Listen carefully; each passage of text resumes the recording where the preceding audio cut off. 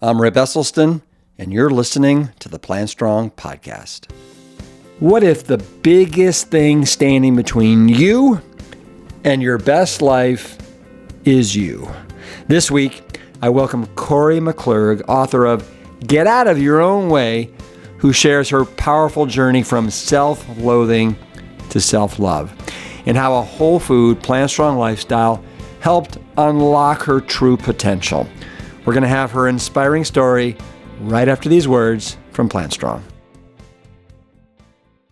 All right, listen up.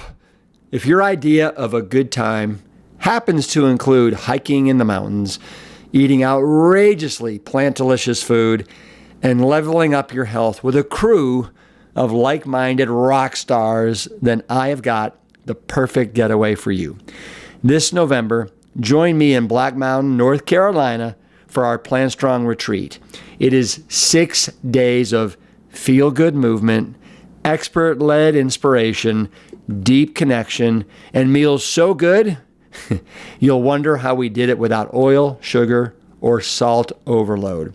It's camp for grown-ups, minus the junk food, plus the health transformation. Don't wait. This retreat always sells out. Head to liveplantstrong.com and click on events and save your spot before they're gone.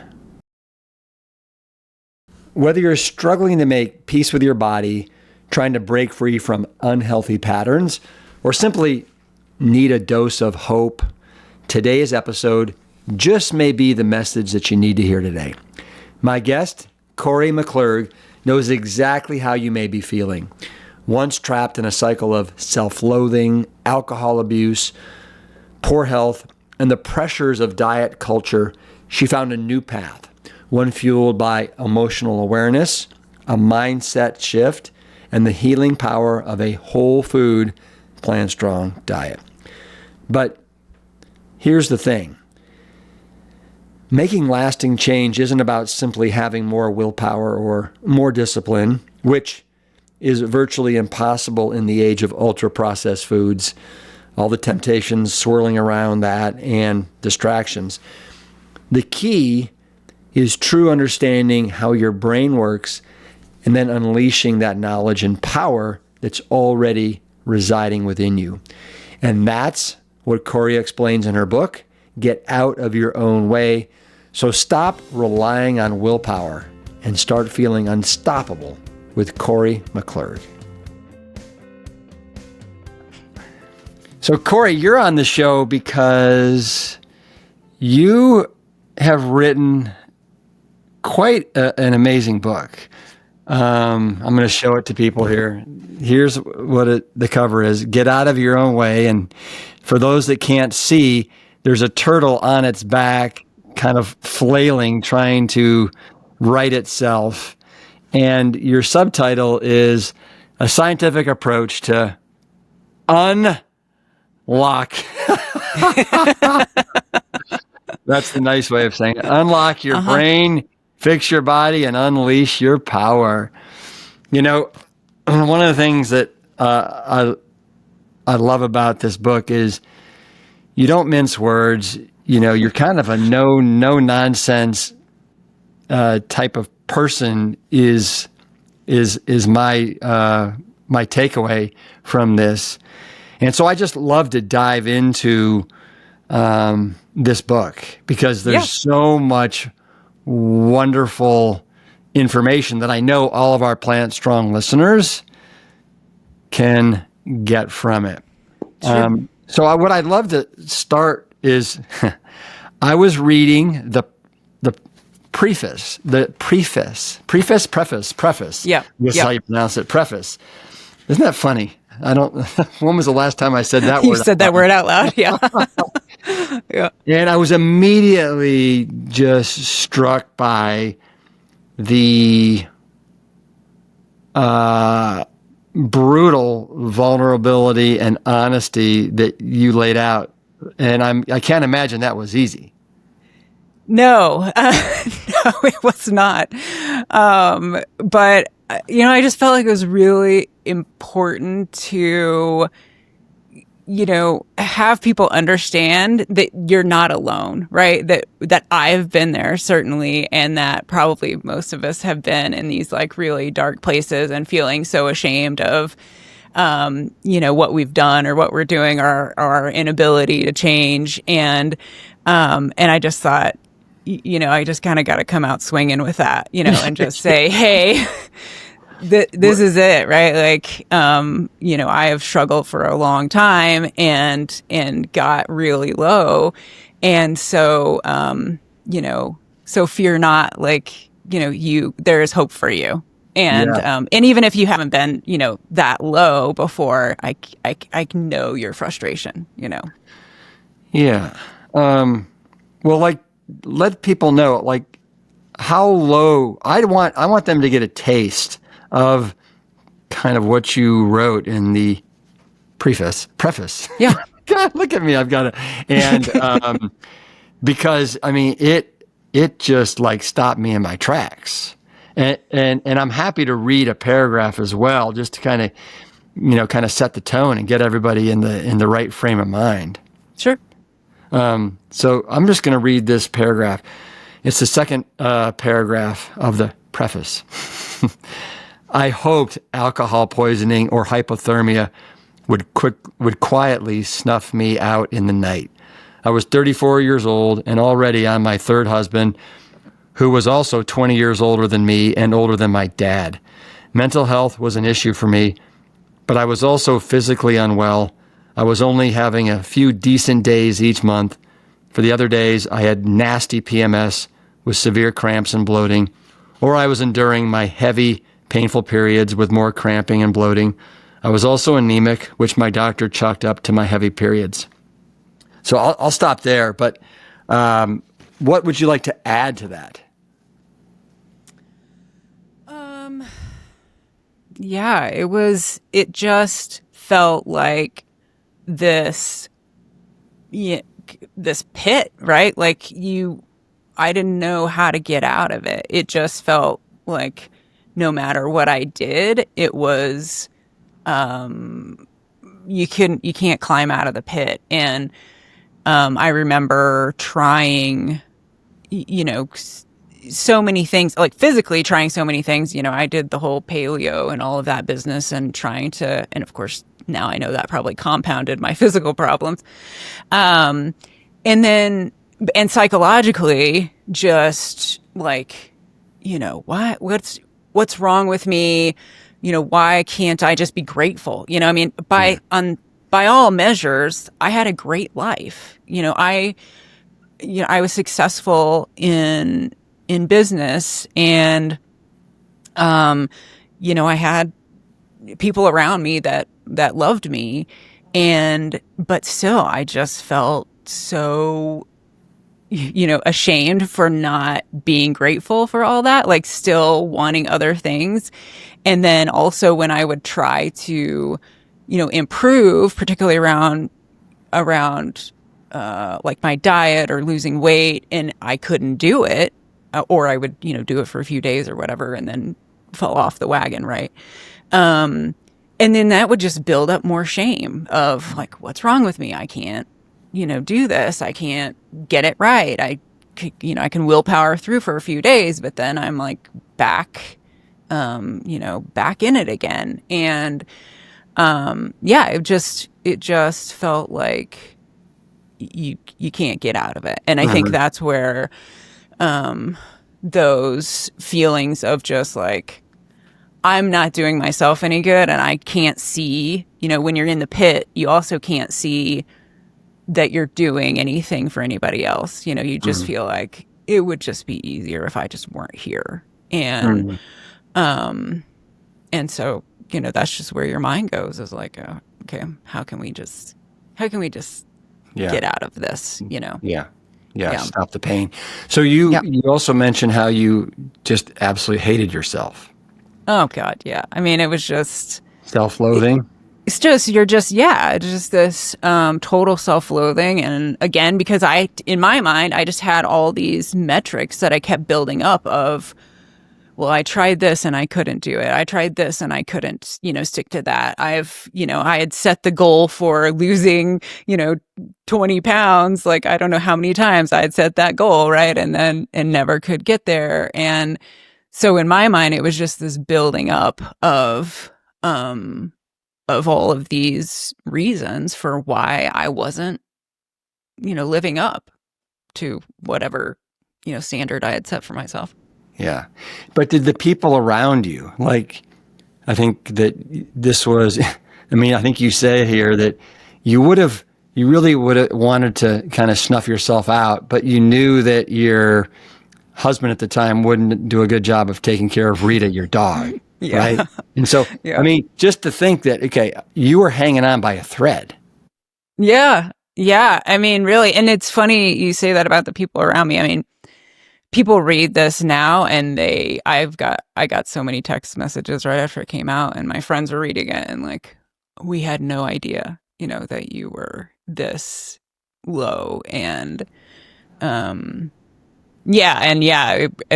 really was like me being worried about my dog, why I couldn't leave. Yeah. I had to be here to take care of my dog. But so your friends, your husband at the time's parents that you were taking care of, did they realize that you were on the brink of snuffing yourself, that you were that miserable with yourself and your life? No, I don't think anybody had any idea. My in-laws for sure. They were already struggling with, dementia and stuff, so they had no idea. And then I just did I was very high functioning. It was not in me to ever show emotion. This is another thing I talk about in the book, my whole existence was to not have emotion, right? It seemed to me that emotion was what was wrong with us. Yeah. that if I could just be an android, then I would be so much more efficient and productive. Just deny. Yeah. Well, you talk about how your favorite character in Star Trek was Data, right? Yes. He's who you looked up to the most, right? Totally. Yes. I still kind of have a kindred, feeling for Data. Yeah. So I know you're a veteran of the, I think it's the Air Force, right? Mm-hmm. And yep. so when were you part of the Air Force? Right after I got out of college. Yeah. So that was like really my first, professional job was after I got out of college. I was, trying to figure out, what to do with my life. And I thought, this is a good way to get launched is in the service. Yeah. And so were you a pilot in the Air Force or afterwards? I wasn't a pilot. I got my pilot's license after I got out of the Air Force, actually. But no, I wasn't a pilot. My actual Air Force specialty code was a scientist. So I did a lot of aircraft testing and aircraft equipment testing. So I actually did get to fly a lot. My running joke was always like, I flew a lot and I got to tell the pilots what to do, because they were supposed to be flying to get my data. So. Right. Mm-hmm.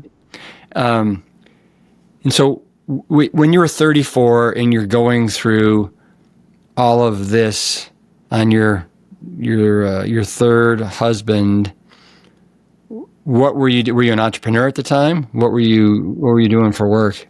At this point, I would have been working with. I think I had transitioned from after I got out of the service. I continued to be a defense contractor for some years, and then at some point, my dad and I started talking about kind of his succession plan for a business that he had started some years before. And so I was like, yeah, I'll come learn your business and sort of, just so I understand it at least. And then if, you decide to transition out, you want to keep the business, like there's continuity and whatever. So I had moved to start working in that business. And And I think, that was probably part of the sort of feeling of despair is that in the military and even as a defense contractor, it's very clear to everybody what the mission is. Like everybody's on the same page. We all know what we're doing. We all know what we're there for. And so there's no question. We just all like act in accordance with this mission.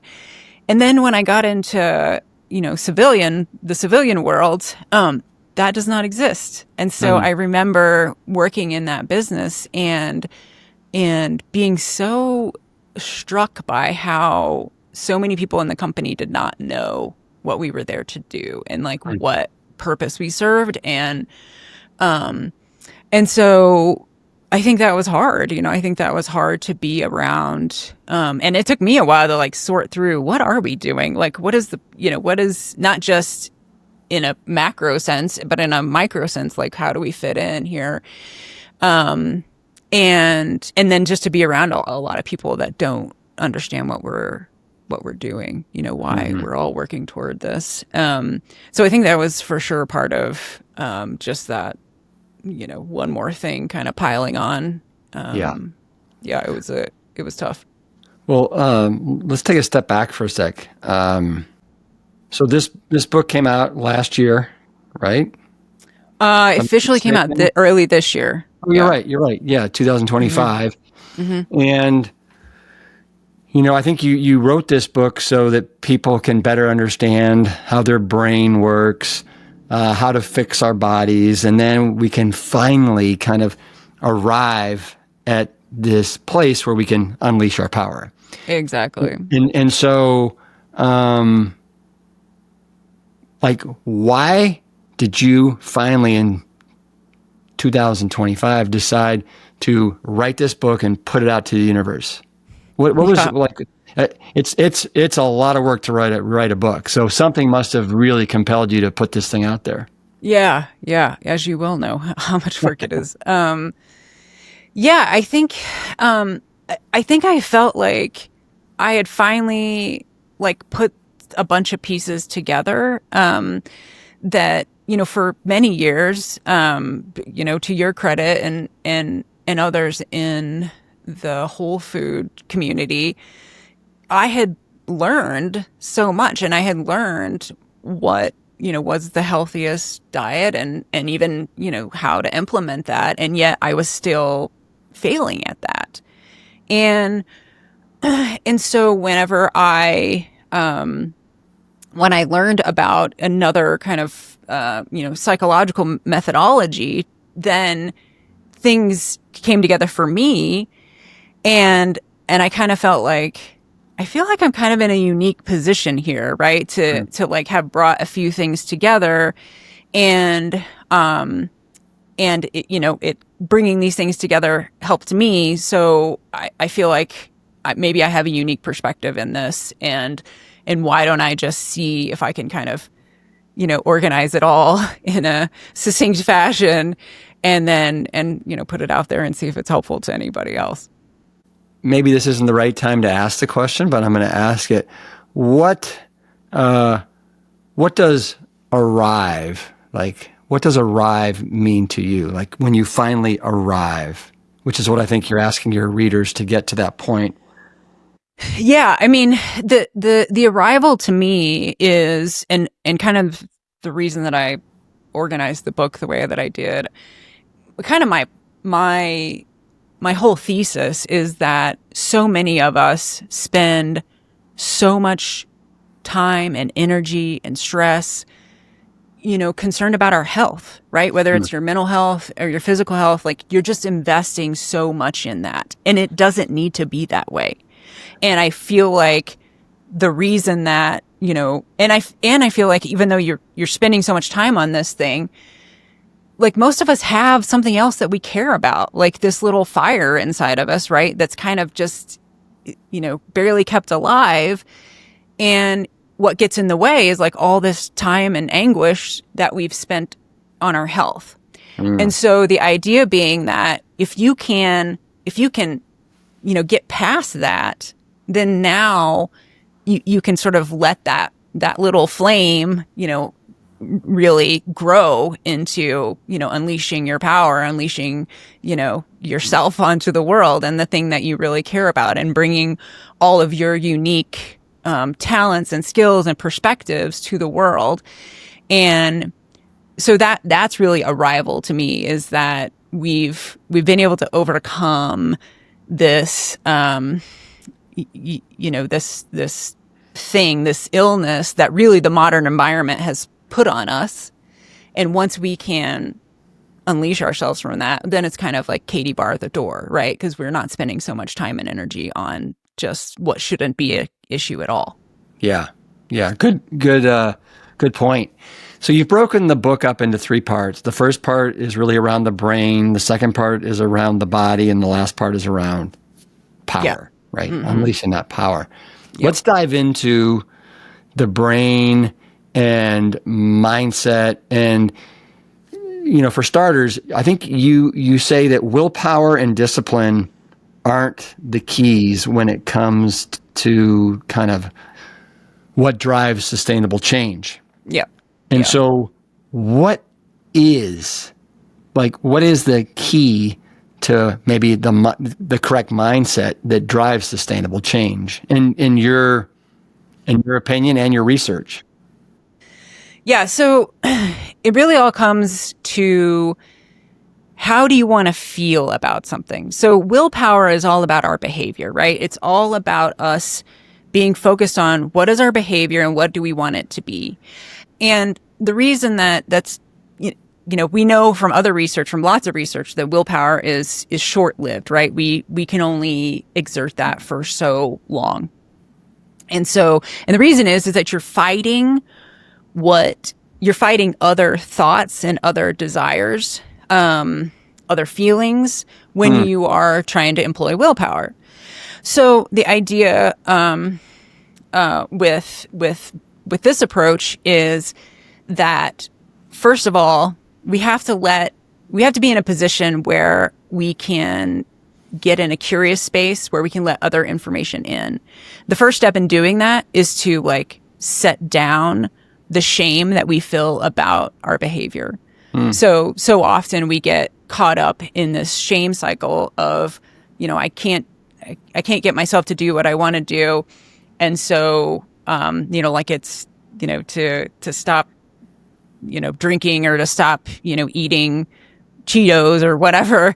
And so then I struggle. I can't stop doing that. Well, now I feel more shame because I can't stop myself from eating, the bag of Cheetos. And so what do I do to console myself about my behavior? Well, I eat the Cheetos again, right? Because that's what obviously I gravitate toward to make myself feel better. And so while we're caught up in this shame, very little is going to be able to get in, right? Yeah.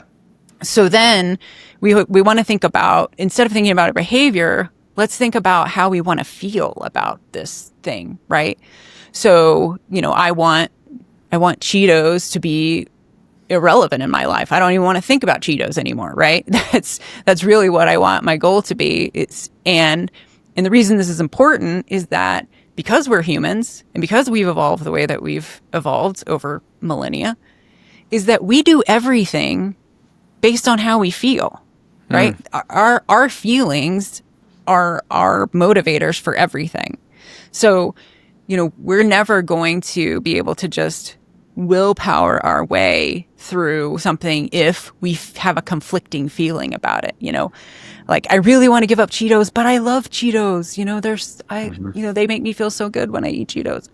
So until you get to that space of being able to set down the shame and then start to understand, how do I want to feel, and addressing how you want to feel about it, then it's going to be this constant cycle of trying to employ willpower and then, feeling badly because the willpower didn't last. And yeah. So then you're saying the best way to kind of rewire your brain is not through willpower or discipline, but by kind of searching your feelings, Luke? Yeah, it's really about becoming aware of them, right? Like what is happening for you, being aware that you're feeling the shame, being aware what's happening when you want to eat the bag of Cheetos, what's happening then. So the first step is awareness for sure. The second step is now we have to start understanding what's driving, those feelings. For sure, there is a huge component of this evolutionary drive that we have, right, to eat the most calorically dense thing in our environment. We have that. And so there's no point in feeling shame about that, right? That is the nature of you being a human. The thing that you can start to become aware of is the fact that that's not the problem. You being a human is not the problem. The modern environment is the problem, right? This is a unique situation that we find ourselves in all of human evolution. And so that is what we can turn our attention toward of how are we, how can we support ourselves in this modern environment? And start also working through this once we've gotten curious about how we're feeling. Now we can start to explore what's coming up for me in these times. For a lot of us, it might be, if I get healthy, I start making changes in my diet. What is my spouse going to think about that? What are my kids going to think about that? What, will it be awkward at the next family event? A lot of times we're experiencing these things and we're not totally conscious of it. We just kind of have these liminal thoughts going on. And so part of the process is to just start, bringing this up. And part of, my job is to help people to bring it up, right? To let's bring it to the surface. Let's think about, how will that feel? And then once you get in touch with that, is it true, right? How can we explore whether those ideas are true or not once we've consciously thought about them? Well, one of the things that I thought was interesting is you mention in your book under the phase one, where you're talking about the brain, that you are not your thoughts. That's right. And that, to me, I had to sit and really try and understand that. Yes. My question to you is, if we're not our thoughts, what are we? Yeah, that's a great question. Yeah, I mean, the idea of you are not your thoughts is that because, and this can go super philosophical. There's books written on this, right? Yeah. That you're trying to create some separation between, because we can observe our own thoughts, well, that means we aren't them, right? So if I can sit here and watch something else, then that thing isn't me. I personally like to believe that, we are just these we're just these beings with good intentions. We're just trying to, survive in the world, and we're trying to meet, at the base of it, we're trying to meet the evolutionary goals of propagating our species, right? And so the fact that we can think these conscious thoughts is just a part of that. And the fact that we can observe them means that we don't have to own them. I think so many times people they have a thought and they think, oh my gosh, does that mean I'm bad, or does that mean I'm good, or does that mean I'm, just because you have a thought?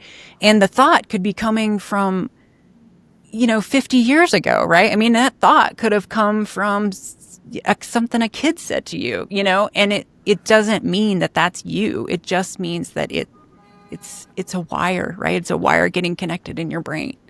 I really like that a lot. And one of the things that I've started doing is meditation, and you're right. You can observe your thoughts and wow, why did that pop up? And why am I thinking about that? But it's really cool to actually be the observer of yourself. So yeah, exactly. I mean, the whole idea is just to approach yourself without judgment, just observe, just be curious. It doesn't have to be good or bad. You have a chapter called Thoughts Below the Surface. And I think this might be the one where you mention how liminal thinking is key to understanding yourself. So can you please enlighten the Plan Strong audience? What is liminal thinking? Yes. And why should we all understand it? So liminal thinking, so Dave Gray has this great book called Liminal Thinking, and he really does a deep dive into it. But the whole idea, and he uses this great metaphor. So we've probably most people have heard this story of like, three blind men who are like touching an elephant, and they're all trying to like figure out what it is, right? And like, the one touching the side of the elephant is like, oh my gosh, this is a big wall, and the other one like touching the trunk is like, oh, it's a fire hose or whatever. And so they're all coming at it right from their perspective. They can't see the whole picture. They can just see their part. And so this is a great way to think about how we all stumble through the world. We're merely approaching it from this very unique perspective that we have. And often this perspective we have is created, not often, every time this perspective we have is created from all of the experiences that you've had, all of, your upbringing, from, the culture you live in. And so these things, Dave kind of he uses like a pyramid, a building block kind of analogy for that. Like there's all these things, these levels that you're standing on, and you think that you're standing on the ground. You think you're standing in reality, but actually you're not really standing on reality. You're standing on this, high pyramid that is all built up from your experiences, from, your childhood, your culture, and so the idea being that once this is all going on in your head and you don't even realize it, right? You're thinking that, what you could do or couldn't do, or like what's good and what's bad. And you're just making these like snap judgments, and you're not conscious that you're doing it. Oftentimes, our liminal thoughts really are like a feeling. You'll be in a situation and you'll kind of like, I don't like this, or this gives me a little stress or whatever, and all of that is like your liminal thoughts. It's just this stuff that's kind of going on underneath the conscious level. And if you sat down and think about it a little bit, yeah, you can like bring that stuff up, but until you become aware of the fact that you're touching the side of the elephant, you're not gonna like be able to have the perspective that, hey, I might be touching an elephant. Well, so what is the best in your like research? What's the best way for us to get in tune with that liminal side of ourselves? Yes. I mean, it kind of just comes back to this whole awareness is the first step, that you have to be aware of the fact that as you go through your day, and I even, I have this exercise that I have people do, is just like set a timer on your phone, and like every hour, just like jot down maybe a word or two about how you're feeling, like what's going on in your body, what thoughts are coming up. Because that's the only way you're ever going to get it, is like if you're not aware of it, you're never going to, most of us go around, and for good reason. This is also, evolutionarily explainable. We mostly go around sort of cut off from our bodies. We sort of go around cut off from our emotion because we're just trying to get a task, completed.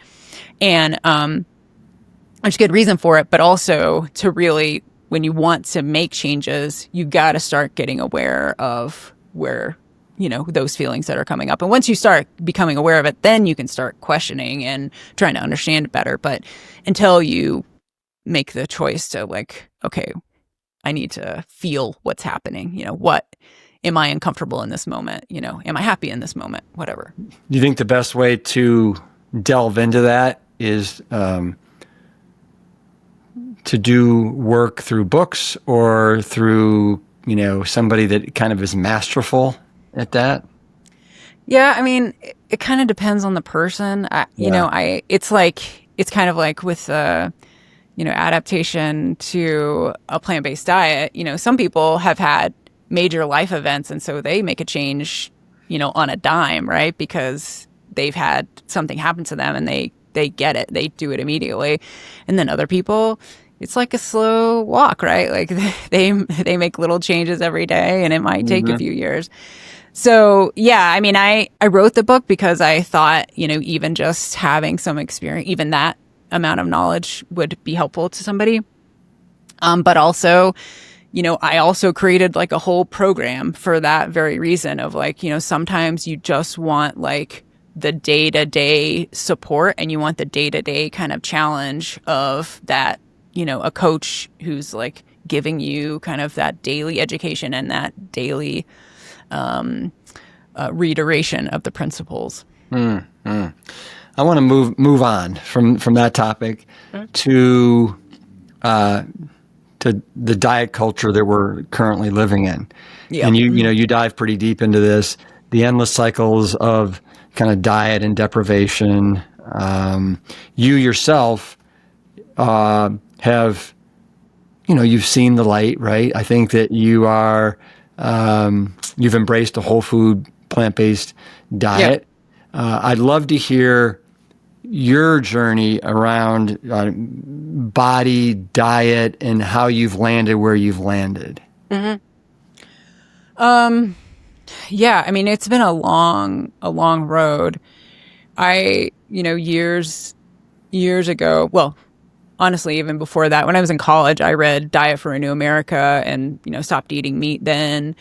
And I actually think my story is kind of an interesting case study in that, when I read Diet for a New America, there was no internet, right?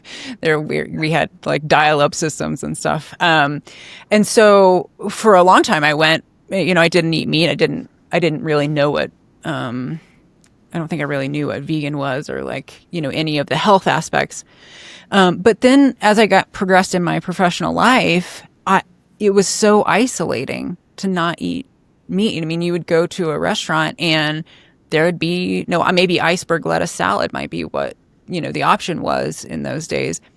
And so I just thought, I must not get this, right? I must not understand, that this is really okay. And this is really what we need to do. And so for some time I went back, to eating meat. And then it was finally, 12, 13 years ago that I watched Forks Over Knives. And at that point, when we had the internet and everything and I could get more educated, after I saw the movie, then I was like, is this real? And digging into it more. But then I still struggled. I mean, that was kind of the what I was talking about in the book. I started, learning more about diet and I improved my diet once I stopped, eating meat and any animal products. All of my, menstrual cycle issues went away, just within a month or two. So I knew like, hey, I'm onto something here. This is real. But then I just struggled with, I still couldn't meet my weight loss goals. I'd still like go back to kind of vegan junk food and I was still drinking alcohol and I'm just like, and knowing that none of this is good for me. And yet I still, would kind of come back to it. And it wasn't until I learned, really from, Annie Grace and This Naked Mind, she's focused on alcohol, but really what was intriguing to me was this whole idea of having a goal around your emotion and how you want to feel about something. When I started getting that, and in fact, I enrolled myself in one of her programs because I was like, I'm going to re-engineer this so I can apply this to food because I think, this has such wider applicability. Luckily, I didn't have to re-engineer it. She ended up offering a coaching program, become a certified coach program. So I could actually, learn it straight from her instead of having to reverse engineer it. So after that, it was like, I could do the work to finally get, what my values are and the fact that, this other stuff is poison, that why would I ever put something in my body that doesn't promote my health. Like once To I dull the did, pain.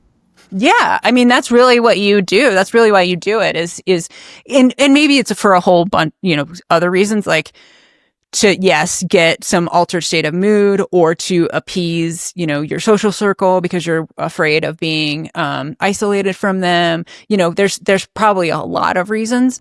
But it wasn't until, I dug into that stuff and really just was able to like feel good about the fact that this is the choice that I'm making for myself, and why would I ever do anything other than that? Like I always use this analogy of like, we don't none of us has to like we don't have to do battle with ourselves to like not drink bleach. We don't have to. And so why do we struggle with that, in these other areas of our lives? And so often it's because of these liminal thoughts, or because it's so acceptable in our society, to drink alcohol, or to like eat the junk food, or to whatever. And so really you can get to a point where you don't do those things. Like you don't drink bleach. You don't have to think about it. I don't have to think about not drinking bleach, and I don't have to think about not eating something that doesn't promote my health goals. Yeah. So what does your food look like these days?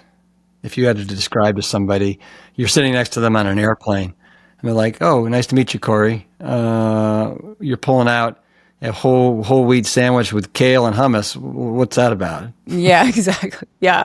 I do a totally whole food, plant-based diet. I also happen to not do wheat because I just happen to have celiac disease, but I don't. I encourage people to eat wheat. Don't not eat wheat because I don't eat it.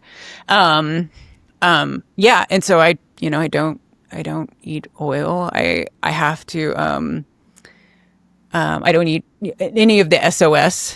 In general, I'm not going to say it doesn't get in, like, when you ask for something at a restaurant and it comes back and it has some oil on it or something, I'm sure that stuff happens. But when I'm in control of my food, I don't eat that. And yeah, I mean, it's great. I personally have to be cautious with nuts, for example, super calorically dense, and the weight will be on so fast, if I indulge in So nuts. Are you currently at your weight and health goals? Health goals for sure. I would say, the more I dig into like the longevity stuff, I think I could stand for my BMI to be a little lower for longevity. So, I'm still working on that stuff, and I like to experiment with that stuff, like not eating after, a certain time in the afternoon or something, and just understanding how that affects my sleep, and then subsequently how that affects my, like if I sleep better, am I eating less during the day, or if I just stop eating at a certain period of time, do I notice that I'm losing weight from that? Or so yeah, I think in those last few longevity pounds, I'll call it, I'm still experimenting with that stuff. Yeah, that's really interesting.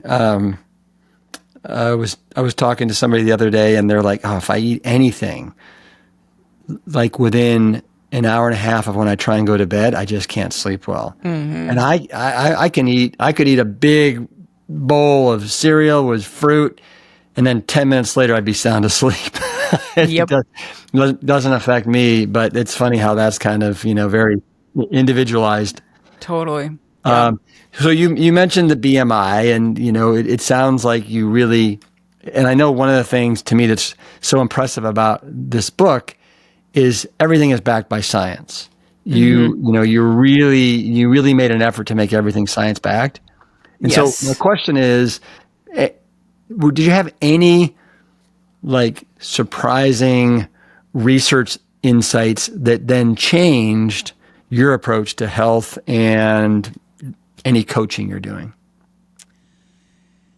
Yeah, I mean, I think probably the most surprising stuff to me is around the psychological elements. I think that it's so pervasive. You're talking about diet culture, right? And I think it's so pervasive in that culture that willpower and discipline, is the way to make changes, to make behavioral changes. And really the science doesn't support that. The science supports that, having compassion for yourself is a huge factor in being able to make long-term sustainable change. And that's kind of counter to everything that we are exposed to. We think we're supposed to like be hard on ourselves and, sort of like have this drill sergeant kind of mentality with ourselves.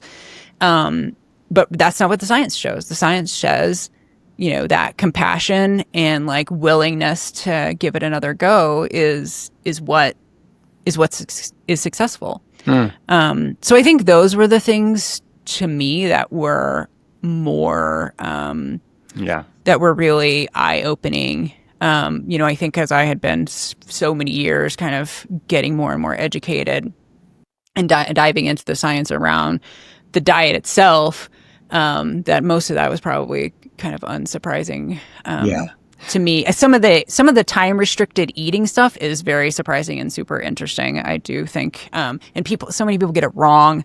Time restricted eating, not late. You need to do time restricted early. Some of that stuff is really interesting. Yeah. Well, you mentioned, compassion is something that's very important for kind of long-term success and sustainability. I'd like to talk for a sec about kind of lasting change and empowerment around that. What if my mindset going into, let's say that you, Kori, have convinced me that I'm going to go from the keto diet, carnivore diet, to a whole food plant-based.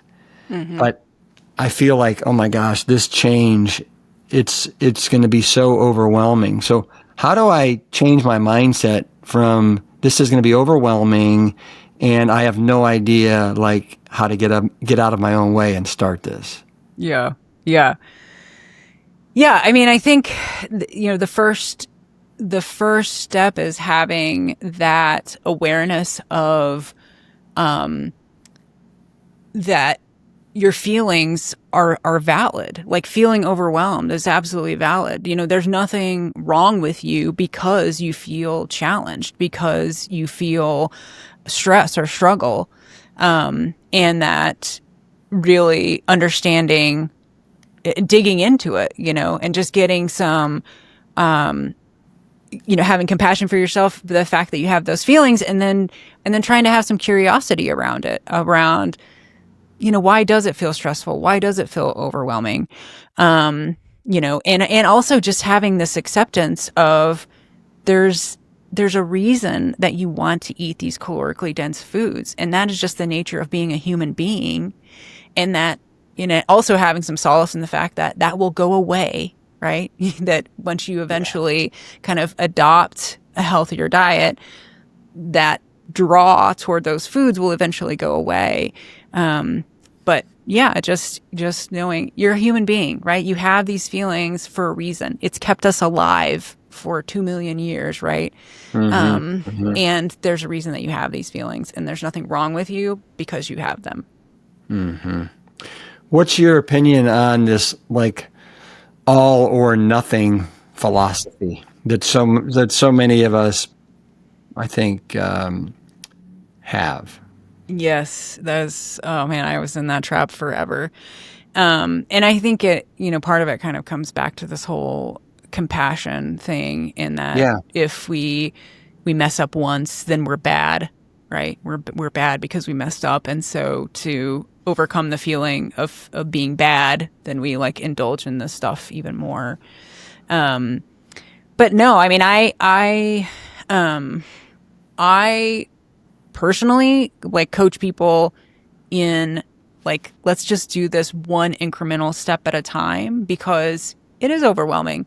I'm asking you to completely change your diet. And oh, by the way, everything you think about diet and the way that you're going to relate to everybody and, owning the fact, I mean, for some people, just owning the fact that you have a value of health, that's a hurdle for some people, right? I mean, if you come from a culture where, it's like barbecue every weekend and, beers every night, that's a huge step to just say, I value my health and I'm going to own my diet in a way that so I can be healthy. So yeah, I think it's kind of back to that whole compassion, right? That's the first step, and awareness and feeling less judged. Well, I heard you say in relation to diet that, you're whole food plant-based, you're doing the no oil thing. You're also SOS, so salt, oil, sugar-free for the most part. But I heard you say that, you do the best you can, but when you're out somewhere, right? And some sneaks in, what are you going to do, right? Right. So that to me is nice to hear you giving yourself a little bit of grace and compassion around that. And I think that to be a human being and, if you're doing this 90% fantastically well, give yourself a huge pat on the back, right? No, exactly. Yeah. And we kind of have a saying around here, and it doesn't have to be all or nothing. It can be all or something, and don't beat yourself up, right? When you slip up. Yeah, 100%. So I want to finish, Kori, with some rapid fire questions for you. And the first one is, what is the one habit that you absolutely 100% swear by for your own well-being? And you have to pick one. Whew, that's tough. I really feel like taking a walk or a run and being outside. To me, if I can't be outside during the day, I just feel like nothing else works. Nothing else works. And it affects so many other things. You sleep better whenever you've been exercising and being outside. And so isn't that the truth? And you live in Colorado, is that right? Yeah, so do you have nature galore where you live? Oh yeah. I mean, just in my neighborhood, we have some great trails and stuff, and we don't even have to drive anywhere to, get in a good hike. I'm sorry, Kori. Yeah, I know. That's fabulous. Yeah, it's awesome. Yeah, you're right. There's nothing like taking a forest bath. Totally. Yeah. Okay, if you could debunk one health myth forever, what would it be? Oh my gosh, the whole protein thing. It drives me insane. I can't tell you how many times I see people eating this big plate of nasty stuff because they think that's getting their protein is, gonna make them healthy, or of course we've all been asked, I don't know how many times, about where do you get your protein? Yeah. So, yeah. Exactly. Give the Plant Strong audience an idea. What does your morning routine look like and feel like? Well, I get up pretty early, like 5 or so every morning. And then, and depending on the season, because we're pretty far north in Colorado, in the wintertime, we might not go out and walk immediately because it's still dark at that hour. But yeah, I usually get up pretty early. I have some tea in bed. I am not just a immediately wake up person. I need a little, time to get my full consciousness. But yeah, and then, take the dogs out and get in a jog or a walk or something with them. And then I come back and make everybody breakfast, the dogs and me. And that's kind of the now. You're remarried, right? Yeah. You're married. Yep. Yeah. Yep. Good. Yeah. Yeah. It's good. And you like this guy? Yeah. He's pretty good. Yeah. Yeah. Good. Yeah. Good. Yeah. So give me an idea. What is your evening routine look like? Evening is, again, almost always another walk with the dogs. And then I just try to like start. I really like to just get things quiet and really get things, ready for bed. Personally, I like to take a shower and just like really get myself in the, like, doing all those things that promote good sleep, because sleep is one of those things. It's right up there with being outside as far as as pivotal for my health. I mean, I can tell, if I've gotten 8 versus 7 and, God forbid it was less than 7, it's not going to be a good day.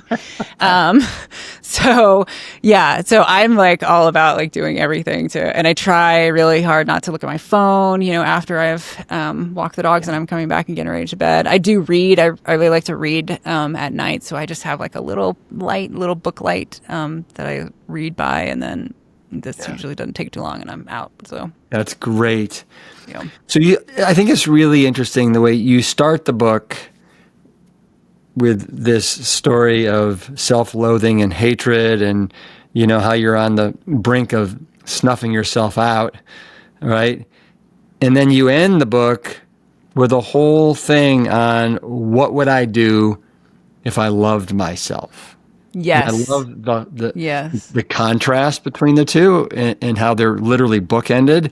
So I would love for you to end this great conversation like talking about the power of loving yourself and why we should ask ourselves that question: what would I do if I loved myself? Yes, exactly. I mean, I phrase it in that way because I know that for a lot of people that's super uncomfortable to say I love myself, Yeah.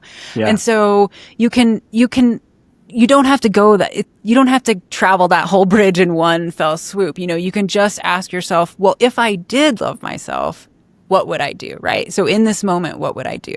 I would not eat the crap. I would eat, what's health promoting. I would go for a walk when I'm stressed out. I would, I would, not continue to go to my family's barbecue if it's bothering me. Like there's so many things where if we just asked ourselves, what if I love myself in this moment, what would I do? And then it's usually a pretty simple answer. It usually comes pretty quick. Yeah. One of the things you say here is, so if I love myself, would I feel down because my book draft wasn't done? And you say, no, I'd be ecstatic about how much I have accomplished. I'd be proud of what I'm working on. If I love myself, would I eat that junk food to feel numb about my upcoming product launch, blah, blah, blah. So it's really great. Yeah. So there she blows, everybody. Get out of your own way. Gosh, what a fantastic cover. How did you guys come up with that cover? Yeah, I had this great graphic designer, which he just like totally got it, I was like, oh yeah, this is exactly what that feeling is. Yeah. Kori, couple questions for you here. Where can people go to get this book? Is there like Amazon and then also where can they go to follow you? Are you on any of the social media platforms? Yes. So the book is on Amazon. It's in the Kindle version or the or the paper copy. But always you can just go to probably the easiest thing is go to my website because everything is there. And I'm trying to get the book up on some other platforms. So if you just go to KoriMcClurg.com, then you can sort of see everything there. And if there's other options, I think I'm going to do the audiobook, but that's, another project down the pipe here. Can I give you a suggestion? Yes. Do it. Awesome. Do it. You won't regret it. Yeah. Yeah. Good. Yeah. Good. It's good. That's a good move for sure. Yeah. Well, Kori, thanks for joining me on the Plant Strong podcast. Thank you so much. It's so good to talk to you. Yeah. Can you give me a virtual Plant Strong fist bump on the way out? Right on. Totally. Boom! Plant Strong, Kori. Absolutely. Totally. Kori is living proof that when we get out of our own way and fuel ourselves with plants, there is no limit to what we can achieve. If her story resonated with you, please be sure to check out her brand new book, Get Out of Your Own Way. It is a terrific guide to breaking free from old patterns and stepping into your strongest, most authentic self. I'll be sure to put a link to that and all of our free resources, events, and tools that will keep you inspired and thriving on your own journey in today's show notes. So until next time, stay strong, stay curious, and always, always keep it plant strong. The Plant Strong podcast team includes Carrie Barrett, Lori Kordowich, and Amy Mackey. If you like what you hear, do us a favor and share the show with your friends and loved ones. You can always leave a 5-star rating and review on Apple Podcasts or Spotify. And while you're there, make sure to hit that follow button so that you never miss an episode. As always, this and every episode is dedicated to my parents, Dr. Caldwell B. Esselstyn Jr. and Ann Cryle Esselstyn. Thanks so much for listening.